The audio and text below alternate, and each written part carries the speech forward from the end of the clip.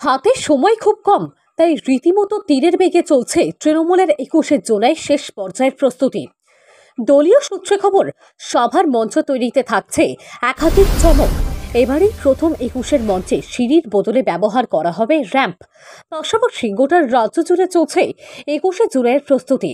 পাশাপাশি এই দিন কলকাতা অহিন্দ্র মঞ্চে তৃণমূল কংগ্রেসের প্রস্তুতি সভায় প্রধান বক্তা হিসাবে বক্তব্য রাখতে দেখা গেল রাজ্যের পৌর উন্নয়ন মন্ত্রী ফিরহাদ হাকিমকে। অন্যদিকে পূর্ব মেদিনীপুর, তমলুক ও কাঁথি তৃণমূল কংগ্রেসের উদ্যোগে 21শে জুলাইয়ের প্রস্তুতির সভাচিত্র লেন্সবন্দি হল নিউজ বাংলার ক্যামেরায়। বানারহাট যুব তৃণমূল কংগ্রেসের উদ্যোগেও আয়োজন করা হয়েছিল প্রস্তুতি সভা। এই দিন রানাঘাট বিনয় ভবনেও 21শে জুলাই শহীদ স্মরণে ধর্মতলায় চলো এর উদ্দেশ্যে নদিয়া দক্ষিণ জেলা তৃণমূল কংগ্রেসের আহ্বানে অনুষ্ঠিত হয় এই সভা।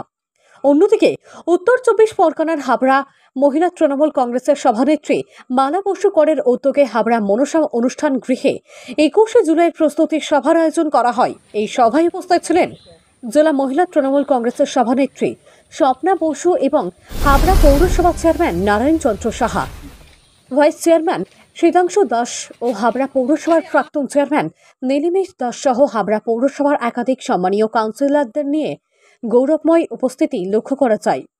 এছাড়াও দলের একাধিক তৃণমূল নেতৃত্বরা এই সভায় অংশগ্রহণ করেন।